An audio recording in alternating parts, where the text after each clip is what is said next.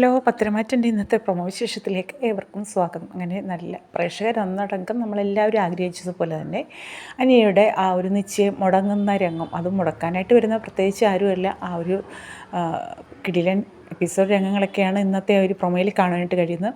അങ്ങനെ അനന്തപുരി തറവാട്ടിലെ ഒരുക്കങ്ങളെല്ലാം നടന്നുകൊണ്ടിരിക്കുകയാണ് നല്ല രീതിയിൽ. പക്ഷേ നന്ദുവിനാണെങ്കിൽ ഭയങ്കര വിഷമവും, ഒരു രീതിയിലും മുടക്കാൻ കഴിയുന്നില്ല. കുറച്ച് നേരം ആകുമ്പോഴത്തേക്കും അവരുടെ നിശ്ചയം കഴിയും, അപ്പോഴേക്കും ഉടനെ കല്യാണം ആവും എന്നൊക്കെ ആകെ വിഷമത്തിലാണ്.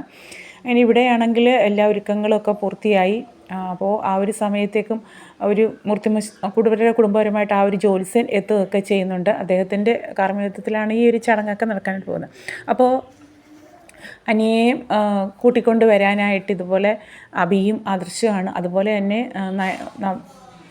പിന്നെ അവധിയൊരുക്കുന്നത് നയനയും കൂടി ചേർന്നിട്ടാണ്. അപ്പം അങ്ങനെയുള്ള ചടങ്ങുകളൊക്കെ കാണിക്കുന്നുണ്ട് രണ്ടുപേരും. അപ്പോൾ അതിനു മുന്നേ തന്നെ ആ ഒരു കുടുംബ ജ്യോത്സ്യർ ഇത് ഓരോ വിവാഹത്തിനും ഇതുപോലെ മുത്തശ്ശൻ്റെ അടുത്ത് അഭിപ്രായം പറയുന്നുണ്ടായിരുന്നല്ലോ. ഇതുപോലെ അദൃശ്യൻ്റെയും നനയുടെയും ഒക്കെ വിവാഹം നടക്കുന്ന സമയത്ത് ഈ ഒരു വിവാഹം കൂടിച്ചേരൽ അത്യാവശ്യമായിരുന്നെന്നും ഇത് ഏറ്റവും ഉത്തമ ബന്ധം അങ്ങനെയൊക്കെ ഓരോന്ന് അതുപോലെ തന്നെ ഇതും പറയുകയാണ്. ഈ ഒരു വിവാഹത്തിന് പല പല തടസ്സങ്ങളും ഉണ്ടാകും, ഇത് മുടങ്ങും എന്നുള്ള രീതിയിലൊരു സൂചനയൊക്കെ കൊടുക്കുകയാണ്.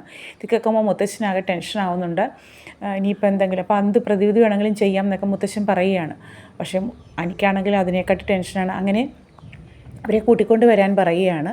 പിന്നെ ഒപ്പം നവീനും എത്തുന്നുണ്ട്. അപ്പോൾ നവീൻ്റെ അടുത്ത് വിവാഹക്കാരിയൊക്കെ നയന് ചോദിക്കുന്ന സമയത്ത് പറയുകയാണ്, ഇനിയിപ്പോൾ ഉടനെ തന്നെ അങ്ങോട്ടേക്കും വരേണ്ടി വരും, ഉടനെ തന്നെ എൻ്റെ ആ ഒരു വിവാഹം ഉണ്ടാവും. പക്ഷേ വധുവാരാണെന്ന് നയന മനസ്സിലാക്കുന്നില്ല. അപ്പോൾ നയനയ്ക്ക് അതൊക്കെ കേൾക്കുമ്പോൾ സന്തോഷമാവുന്നുണ്ട്. കാരണം നവീൻ്റെ ഒരു വിവാഹം കൂടി നടത്താൻ അവരുടെ എല്ലാ കുടുംബകാര്യങ്ങൾക്കും ഏറ്റവും കൂടുതൽ സപ്പോർട്ടും ഒക്കെ ചെയ്യുന്ന ഒരാളാണ്.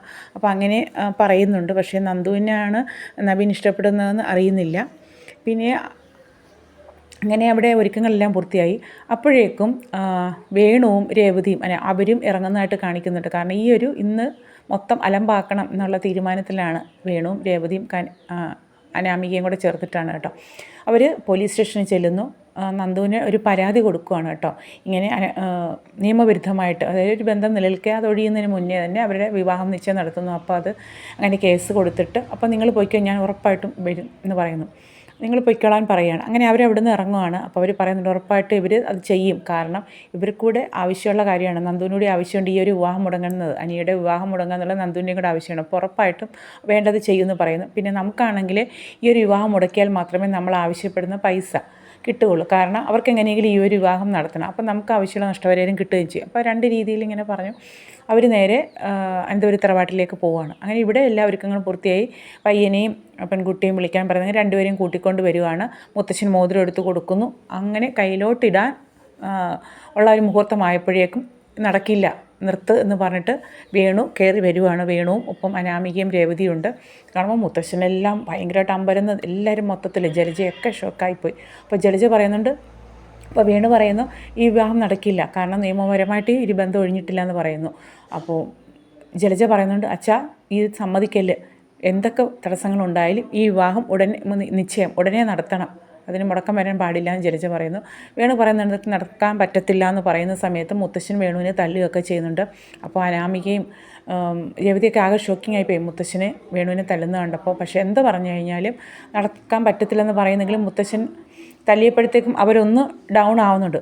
അപ്പോഴേക്കും പോലീസ് ജീപ്പ് വന്ന് നിൽക്കുകയാണ് മുറ്റത്ത്. മറ്റാരുമല്ല, നന്ദു ഇറങ്ങി വരുന്നുണ്ട്. അപ്പോൾ ഈ ഒരു വിവാഹം നിശ്ചയം നടക്കാൻ പാടില്ല, എനിക്ക് ഒരു പരാതി കിട്ടിയിട്ടുണ്ട്, പരാതി കിട്ടിയ സ്ഥിതിക്ക് എനിക്കിവിടെ എത്താതിരിക്കാൻ, അതിനൊരു നിയമ നടപടി സ്വീകരിക്കാതിരിക്കാൻ പറ്റില്ല. പക്ഷേ നന്ദുവിനുള്ളിൽ ഭയങ്കര സന്തോഷമാണ്. കാരണം തനിക്കായിട്ടൊരു ചാൻസ് കിട്ടിയതാണ്, ഇല്ലെങ്കിൽ അനിയെ നഷ്ടപ്പെട്ടേനെ. അപ്പോൾ പറയുന്നുണ്ട്, എല്ലാവരും ആകെ തുറച്ചു നോക്കുകയാണ് നന്ദുവിന്. കാരണം നന്ദു ഇങ്ങനെ കയറി വന്നപ്പോൾ ഇവർക്ക് ആകെ ബുദ്ധിമുട്ടാവുന്നുണ്ട്. അപ്പോൾ പറയുന്നത് എനിക്കൊന്നും ഇത് നിയമ നടപടി സ്വീകരിക്കാതിരിക്കാൻ പറ്റില്ല, കാരണം എനിക്ക് പരാതി കിട്ടിയിട്ടുണ്ട്, അനാമിക ഇതുപോലെ പരാതി കൊടുത്തിട്ടുണ്ട് എന്ന് പറഞ്ഞിട്ട് ആ ഒരു നിശ്ചയം മുടങ്ങുകയാണ് കേട്ടോ.